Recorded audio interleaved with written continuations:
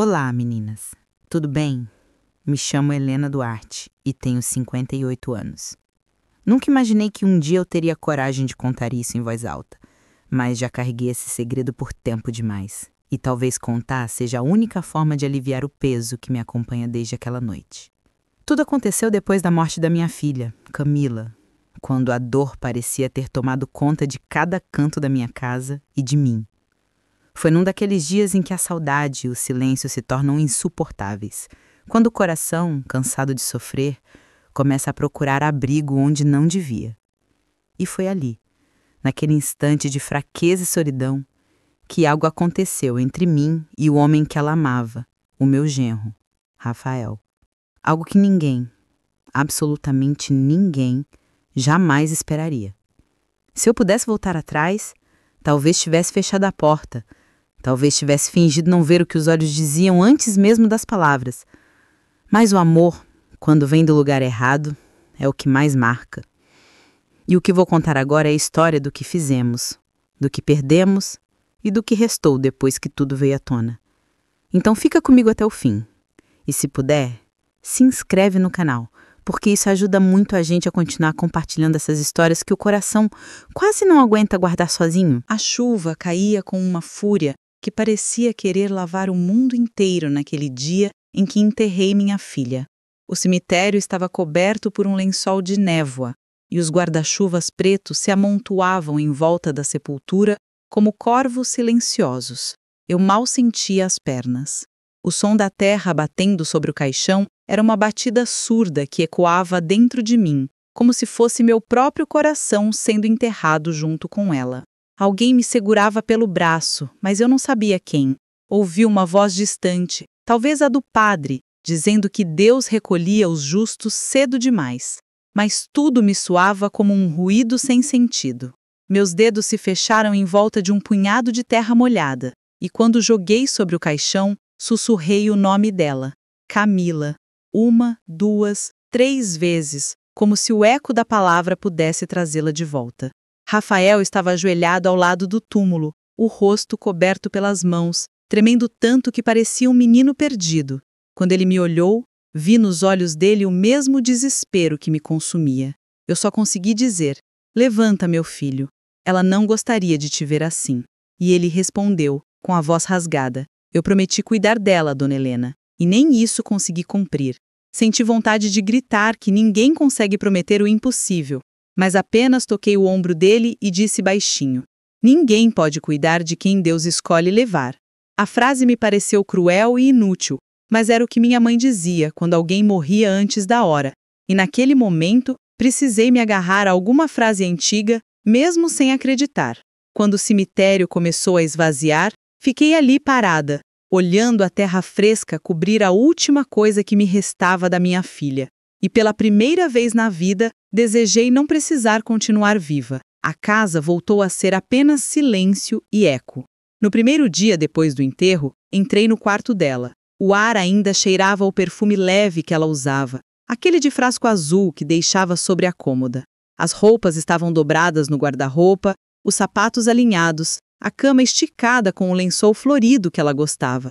Sentei na beira da cama e fiquei olhando para o abajur aceso, lembrando quantas vezes entrei ali quando ela era criança e tinha medo do escuro.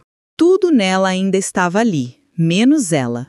Peguei o celular que repousava sobre a mesa, descarregado há dias, e passei o dedo sobre a tela como se pudesse sentir o calor dos toques dela. Abri a gaveta e encontrei um caderno de anotações com receitas, lembretes, sonhos rabiscados. Levar mamãe para ver o mar outra vez estava escrito na última página. Aquele simples desejo riscado a lápis me destruiu. Senti as lágrimas queimarem como fogo, escorrendo sem controle. Fui até a cozinha, fiz café como se fosse servir para ela e deixei 2 xícaras sobre a mesa. Quando percebi o absurdo do gesto, empurrei tudo para longe e me sentei, abraçando o próprio corpo, tentando me convencer de que precisava continuar. O tempo não passava. Cada minuto pesava como chumbo. No 4º dia, o portão bateu. Abri a janela e vi Rafael parado na calçada, encharcado, segurando um buquê de flores brancas que já pendiam, murchas pela chuva. Ele estava magro, abatido, a barba por fazer, os olhos vermelhos. Fiquei sem saber se devia chamá-lo ou fingir que não o via. Ele ergueu o olhar e disse apenas: "Posso entrar?" Eu assenti. Ele atravessou o corredor devagar, como se cada passo fosse uma confissão. Na cozinha ficou de pé, sem saber onde pôr as flores. Peguei-as das mãos dele e coloquei num copo, improvisando um vaso. "São dela", murmurou. "Eu não consegui levar hoje no cemitério. Achei que aqui fosse mais perto." Sentei e ofereci café, por reflexo. Ele aceitou. Ficamos os dois em silêncio bebendo café frio. O som da chuva lá fora se misturava ao tic-tac do relógio de parede. Depois de um tempo, ele falou, com a voz rouca: "Sabe, dona Helena, eu ainda espero ouvir a chave girando na porta. Às vezes acordo achando que ela vai chegar reclamando do trânsito." Fechei os olhos, sentindo o mesmo delírio. Eu também escuto o barulho dos passos dela pelo corredor. Acho que o luto é isso, Rafael. O ouvido da alma tentando ouvir o que já não existe. Ele olhou para mim como se eu tivesse dito algo que o salvasse por um instante, e respondeu: "A senhora fala bonito, parece que entende o que sinto." Sorri com amargura. "Eu perdi o amor de mãe, você perdeu o de marido. É a mesma dor, só muda o nome." Ele abaixou a cabeça, as mãos tremendo. Eu via o quanto estava quebrado e uma parte de mim queria cuidar dele, como se fosse o último pedaço vivo de Camila. Ficamos ali apenas respirando juntos, como se o ar dividido fosse o único consolo possível. Quando ele se levantou para ir embora, a chuva havia parado. No portão, virou-se e disse: "Eu não sei viver sem ela."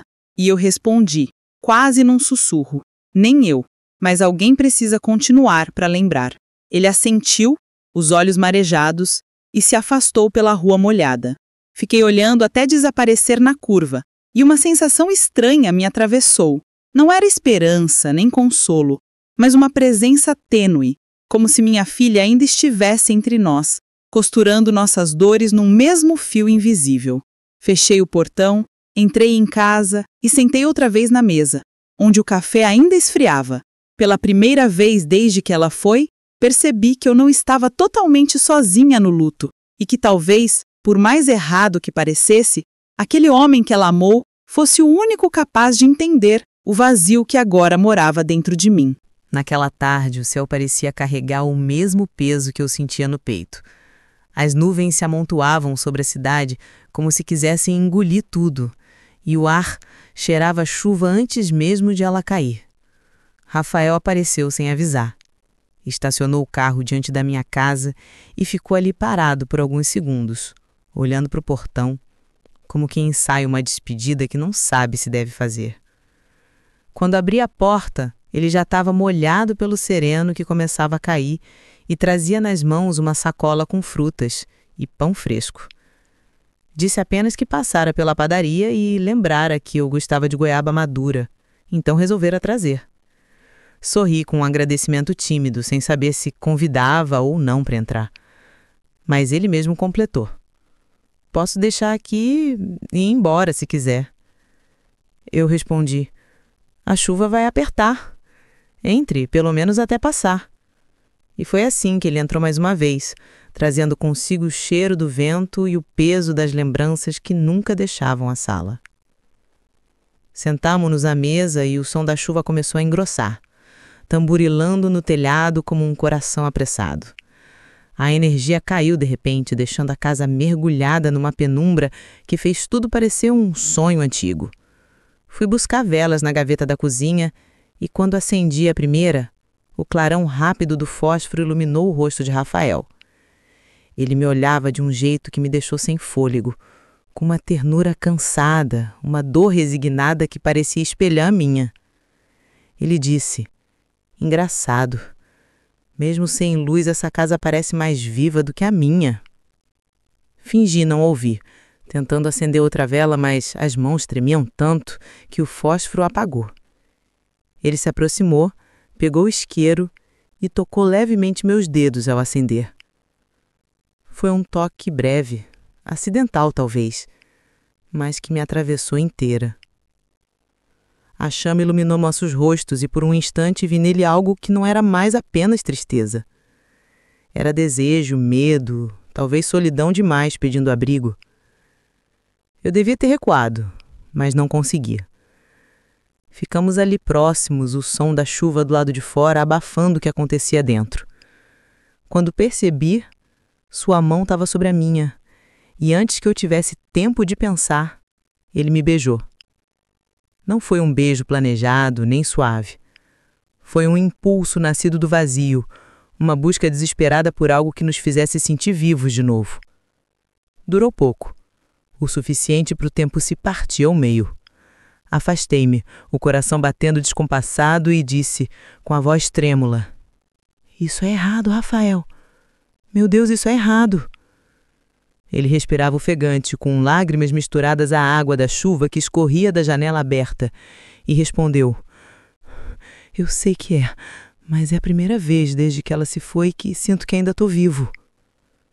As palavras dele me atingiram como um golpe. Gritei que não podíamos fazer isso, que Camila merecia paz, que ele estava confuso, que eu estava fraca. Ele tentou se aproximar, mas eu o empurrei, mandando que fosse embora antes que algo pior acontecesse. E ele foi. Saiu na chuva sem casaco, tropeçando nos degraus, enquanto eu fechava a porta com a respiração cortada, encostando a testa na madeira fria. Fiquei ali, ouvindo o barulho do temporal e sentindo o gosto do beijo que eu não devia ter correspondido. Naquela noite não dormia. O relógio marcava as horas como se zombasse de mim. O rosto de Rafael me perseguia em cada clarão de relâmpago e a culpa me consumia como febre. No dia seguinte, tentei fingir que nada havia acontecido. Fiz café, varri a casa, limpei o quarto da minha filha. Mas a cada canto em que eu passava, algo me lembrava dele. O martelo que deixara na varanda, o copo que usara, o cheiro da chuva que ainda pairava no ar. Durante uma semana ele não apareceu. E eu agradeci por isso, ao mesmo tempo que contava os dias em silêncio como quem espera um castigo. Foi então que, numa tarde de céu limpo, ouvi novamente o barulho do motor do carro dele. Corri até a janela e o vi descendo com um semblante cansado, os olhos fundos e um buquê de lírios nas mãos. Abri a porta antes que ele batesse. Ele ficou em silêncio por alguns segundos, depois disse: "Eu não vim pedir desculpa. Não quero fingir que aquilo não aconteceu porque aconteceu." Eu fiquei sem palavras. Apenas o observei enquanto ele respirava fundo. Eu tentei não voltar, mas tudo que eu faço me traz de volta aqui. Eu sinto que, quando estou perto da senhora, a dor fica suportável. Eu quis dizer algo racional, algo que pusesse fim àquela confusão, mas o coração falava mais alto. "Você está buscando consolo no lugar errado, Rafael. Eu sou a lembrança dela, não a cura." Ele deu um passo à frente e respondeu: "Talvez seja justamente por isso, porque é a lembrança dela que ainda me mantém vivo." As palavras dele me cortaram por dentro, porque eram verdadeiras demais. Senti as lágrimas subirem e apenas disse: "Entre."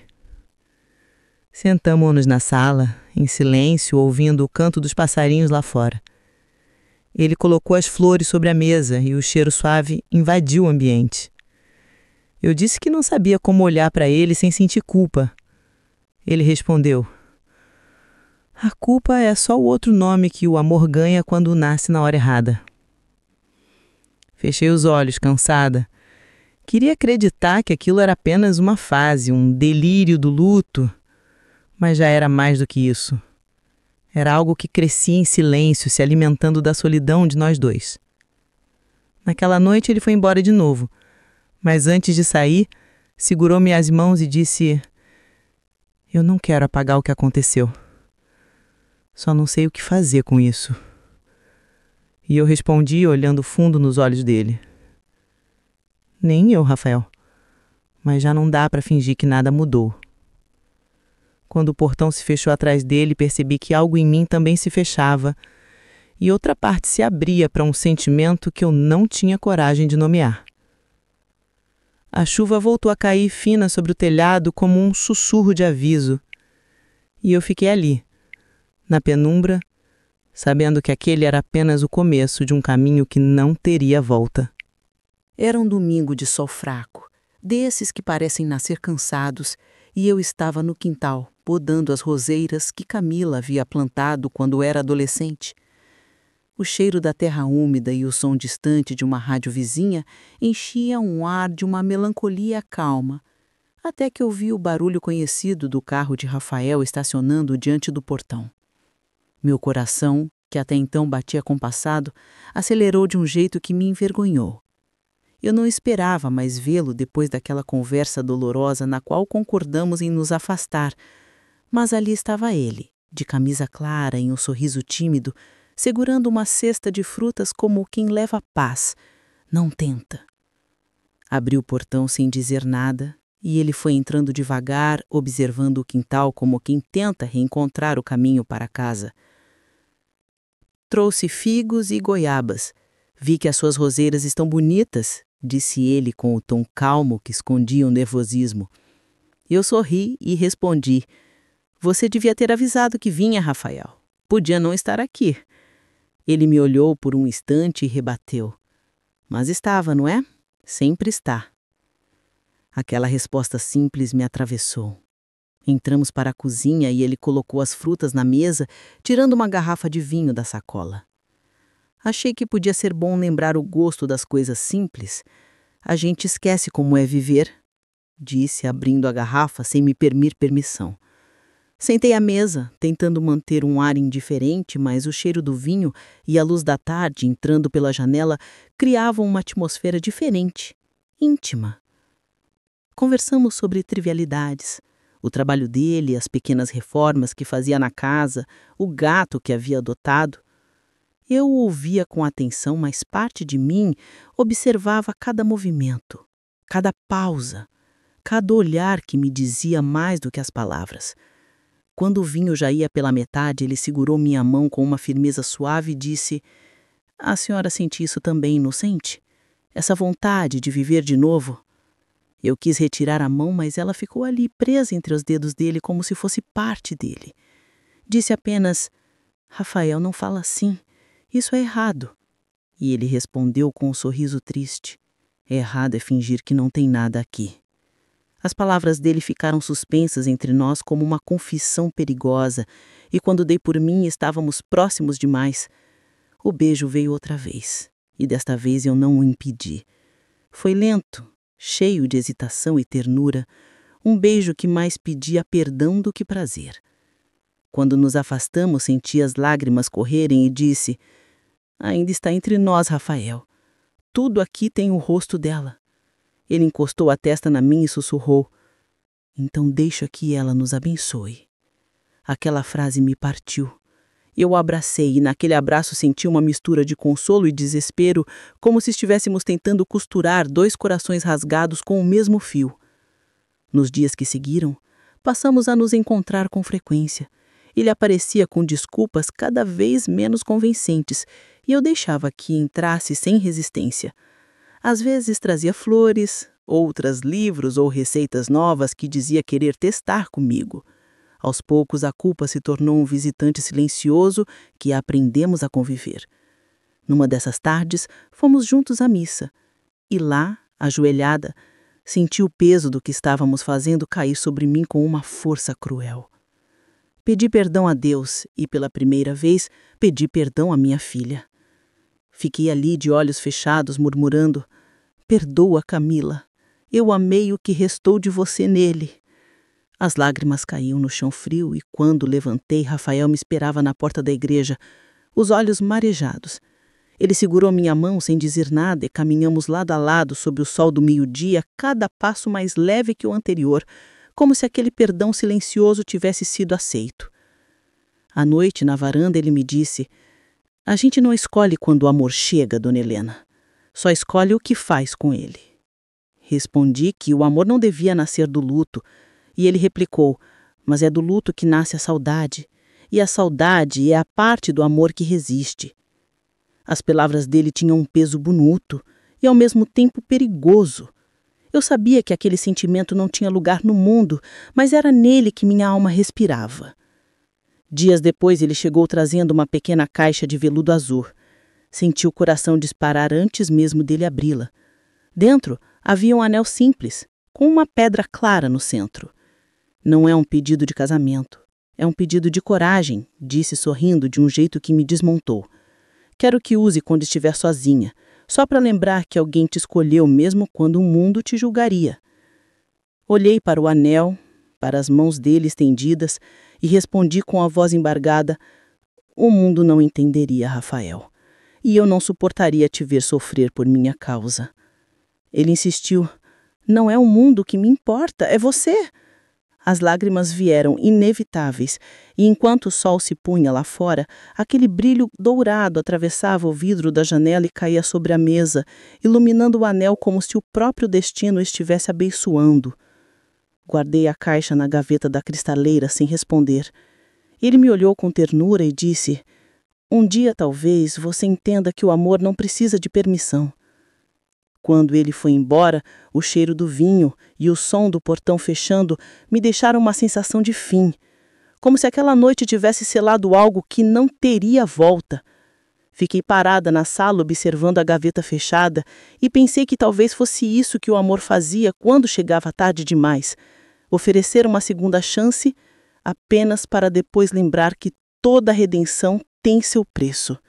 Naquele início de inverno, o vento parecia entrar por todas as frestas da casa, trazendo um frio que não era apenas do corpo, mas da alma. Eu tentava preencher os dias com tarefas pequenas, varrer o quintal, remexer nas caixas antigas de Camila, cuidar das plantas, preparar receitas que nunca saíam como antes. Mas cada canto da casa tinha o cheiro dele, cada objeto guardava o eco da sua voz. Eu sabia que Rafael continuava na cidade, embora não aparecesse há semanas. Tinha tentado me convencer de que aquele afastamento era necessário, que talvez fosse um sinal divino para colocar fim em algo que já nascia condenado.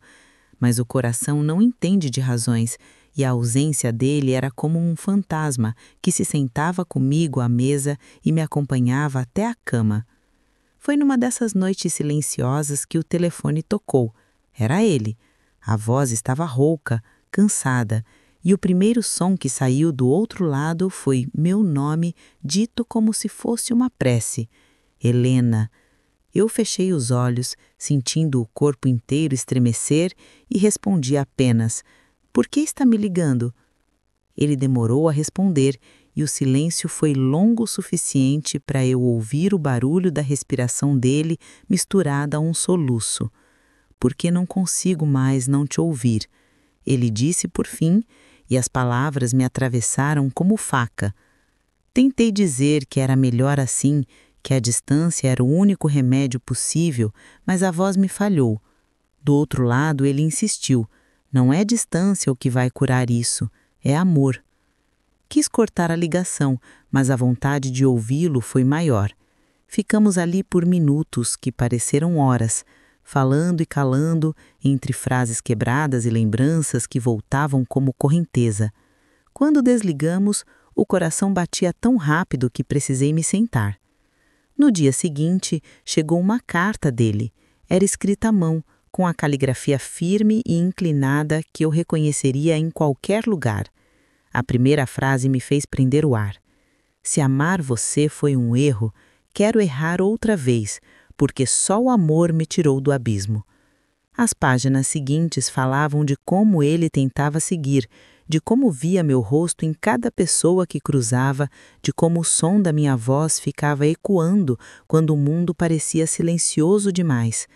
Li e reli a carta tantas vezes que o papel ficou amassado, como se o toque das minhas mãos pudesse apagar o conteúdo e com ele a culpa. Guardei no meio do caderno de receitas de Camila, talvez por ironia, talvez por instinto, e prometi a mim mesma que não responderia. Mas o destino, esse velho debochado, nunca aceita promessas feitas no desespero. 2 semanas depois, nos encontramos por acaso no supermercado. Eu estava na fila do caixa, distraída, quando senti o olhar dele sobre mim. Quando me virei, lá estava Rafael, parado a poucos metros, com uma expressão que misturava alívio e medo. O tempo pareceu parar. Ele se aproximou devagar com uma cesta de compras nas mãos e disse apenas: "Você está bem?" Eu quis responder que sim, que estava aprendendo a estar, mas as palavras não saíram. Ficamos ali, parados entre as prateleiras e o burburinho das pessoas, como dois sobreviventes que não sabiam se deviam se abraçar ou fugir. Ele colocou a cesta no chão e, sem se importar com os olhares, me envolveu num abraço que durou uma eternidade. Senti o coração dele bater contra o meu, o cheiro familiar do seu perfume, e o tempo voltou a se mover. Quando nos afastamos, ele disse baixinho: "Eu ainda te amo." E eu respondi, quase sem voz: "E eu ainda tento não te amar." Saí antes que ele dissesse qualquer outra coisa e chorei o caminho todo de volta para casa, pedindo a Deus que me perdoasse por desejar o que eu devia esquecer. Nos dias seguintes, mergulhei numa rotina quase mecânica. Não atendia o telefone, evitava sair, inventava ocupações. Mas o silêncio começou a pesar de um jeito que nem a oração aliviava. Uma tarde, enquanto arrumava o armário, o telefone tocou outra vez. Dessa vez não era Rafael. Era uma voz desconhecida, masculina, formal. Perguntou se eu era a senhora Helena Duarte e, ao confirmar, o mundo pareceu se contrair dentro do peito.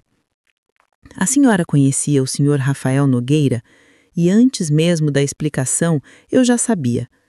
A notícia veio crua, sem rodeios. Um acidente na estrada, o carro capotado na curva próxima à serra, o resgate que chegou tarde. Senti as pernas cederem. A voz do homem continuava do outro lado, dizendo palavras como lamentamos e documentos pessoais, mas eu já não ouvia. Larguei o telefone e me sentei no chão da sala, com as mãos no rosto, tentando compreender como a vida podia ser tão cruelmente repetitiva. Primeiro Camila, agora ele, ambos levados pelo mesmo destino, uma estrada, uma curva, um acaso. Passei a noite inteira acordada, olhando para o teto e revendo cada gesto, cada palavra, cada instante em que hesitei. Lembrei do dia em que ele me deu o anel e de como eu o guardei sem coragem de usá-lo. Levantei, abri a graveta da cristaleira e encontrei a caixinha azul. O anel ainda estava ali, frio e intacto. Coloquei-o no dedo e pela primeira vez não senti culpa, senti apenas saudade. Na manhã seguinte fui até o cemitério. O céu estava cinza e o vento fazia as árvores se curvarem como se prestassem reverência. Encontrei o túmulo simples, ainda coberto de flores frescas. Fiquei ali parada observando o nome dele gravado no mármore e disse: "Você conseguiu, Rafael." Foi embora sem precisar se explicar, e eu fiquei aqui, entre o pecado e o perdão. O vento soprou forte, bagunçando meus cabelos, e por um momento tive a impressão de ouvir sua voz, suave, dizendo meu nome. Fechei os olhos e deixei que as lágrimas corressem. Talvez fosse o jeito de Deus me lembrar de que alguns amores não são feitos para durar, apenas para transformar. Voltei para casa com a alma em silêncio. Não havia mais o que esconder nem o que esperar. Sentei na varanda olhando o horizonte se perder atrás das montanhas e pensei que o amor, quando chega tarde, deixa sempre um rastro de beleza e dor. Foi ali que compreendi que o que tivemos não era pecado, era apenas humano demais para caber nas regras do mundo. 3 anos se passaram desde o dia em que Rafael se foi, e o tempo, apesar de parecer o mesmo, deixou marcas invisíveis em tudo que me cercava. A casa continuava silenciosa, mas já não me doía tanto o silêncio. Aprendi a conversar com ele, como quem se acostuma à presença de um velho amigo que só sabe ouvir. As plantas cresceram, o jardim se transformou em um pequeno refúgio e eu voltei a dar aulas particulares de português para adolescentes desinteressados, apenas para ocupar as horas e fingir que a vida seguia. Às vezes eu me pegava olhando pela janela, esperando ouvir o som do motor do carro dele, e então lembrava que ele não viria mais. Outras vezes imaginava a voz da minha filha me chamando lá de dentro, dizendo que o almoço estava pronto. E a saudade vinha como uma onda calma, que já não me derrubava, apenas me balançava. Aprendi a viver com a ausência dos dois como quem aprende a caminhar com um peso a mais, sem reclamar. Era uma manhã de domingo quando senti vontade de voltar ao cemitério. O céu estava claro e o vento morno, um daqueles dias em que o mundo parece suspenso entre a melancolia e a paz. Coloquei o vestido azul que Rafael dizia combinar com meus olhos e saí sem avisar ninguém. Caminhei devagar entre as ruas arborizadas da cidade, ouvindo o canto distante de um vendedor de pamonha e o barulho preguiçoso dos carros passando. No caminho, comprei 2 flores, uma branca e uma vermelha. A branca era para Camila, a vermelha para Rafael. Quando cheguei ao cemitério, o guardião já me conhecia. Apenas acenou e abriu o portão com respeito silencioso. O chão estava coberto de folhas secas, e o som dos meus passos misturava-se ao canto dos pássaros. Parei primeiro diante do túmulo de Camila. Ajoelhei e passei a mão sobre o mármore frio, sentindo as letras gravadas sobre meus dedos. Minha menina, murmurei, ainda sinto você por perto em cada manhã, em cada canto da casa. Sei que nunca vou deixar de ser sua mãe, mesmo que o mundo siga e o tempo insista em me arrancar pedaços. Fiquei ali um tempo, conversando com ela em silêncio, como sempre fazia. Depois caminhei até o túmulo de Rafael, que ficava a poucos metros dali, simples, discreto, como uma foto pequena onde ele ainda sorria, como se tivesse acabado de me ver. Coloquei a flor vermelha sobre a lápide e senti o vento mudar de direção, levantando os fios do meu cabelo. Você conseguiu, Rafael. Foi embora antes que o mundo nos julgasse, antes que eu tivesse coragem de te perder outra vez. Fechei os olhos e deixei que as lágrimas caíssem. Eu amei o homem que minha filha amou, e ele me amou pelo que restou dela em mim. Talvez seja isso que a vida faz, misturar as dores e os amores até que a gente não saiba mais onde termina um e começa outro. Senti uma paz diferente, quase doce, como se aquele momento encerrasse um ciclo que durou mais do que devia. O vento soprou leve e um raio de sol escapou entre as nuvens, caindo exatamente sobre as 2 flores, lado a lado. Sorri e por um instante tive a sensação de que eles estavam ali, um de cada lado, me olhando com o mesmo amor silencioso que me guiou até ali. Fiquei em pé, limpei as mãos e respirei fundo. Talvez o amor não tenha dono, talvez só passe de uma alma para outra quando precisa continuar, disse em voz alta, como quem descobre uma verdade antida. Quando deixei o cemitério, o sol já se punha e tingia o céu de tons alaranjados. O caminho de volta parecia mais curto e cada passo me lembrava que a vida, mesmo ferida, ainda pulsava. Passei por uma padaria e comprei pão fresco, um hábito que havia retomado só para sentir o cheiro quente da massa preencher a casa. Ao chegar, preparei café e sentei na varanda. A xícara tremia um pouco nas minhas mãos, mas não era tristeza. Era apenas o corpo que envelhece, enquanto a alma insiste em lembrar o que é ser jovem. Olhei o horizonte e pensei em quantas versões de mim já tinham morrido e renascido ali. A viúva, a mãe, a amante escondida, a mulher arrependida. Todas coexistiam dentro de mim, conversando em silêncio como velhas amigas. Lembrei do dia em que ele me disse que o amor não precisava de permissão e percebi tarde demais que ele estava certo. O amor que vive na sombra ainda é amor, mesmo que o mundo chame de erro. O rádio velho da cozinha estava ligado, tocando uma música suave que eu não ouvia há anos. A voz do cantor dizia que o amor não morre, só muda de lugar. Senti um arrepio percorrer o corpo e, sem pensar, comecei a cantar baixinho, como fazia quando Camila era criança e tinha medo de dormir. Shhh, mamãe tá aqui. Eu dizia para ela e agora, sem perceber, dizia para mim mesma. O sol se escondia atrás das montanhas, o céu ganhava tons de violeta e uma brisa leve fez as cortinas dançarem. Pensei que talvez fosse esse o verdadeiro sentido da vida, aprender a deixar o amor ir, sem deixá-lo morrer dentro da gente. Fiquei ali um tempo que não sei medir, observando o entardecer e percebi que pela primeira vez de muito tempo, o silêncio da casa não me pesava. Era um silêncio de aceitação, não de ausência. Quando o céu escureceu de vez, fechei os olhos e imaginei Rafael e Camila caminhando lado a lado, em algum lugar onde o tempo não machuca mais. Sorri, com lágrimas quentes nos olhos, e murmurei. Agora entendo. O amor que sobrou do luto é o que ainda me mantém viva. Depois levantei, Apaguei as luzes e antes de dormir olhei mais uma vez para a caixinha azul guardada na cristaleira.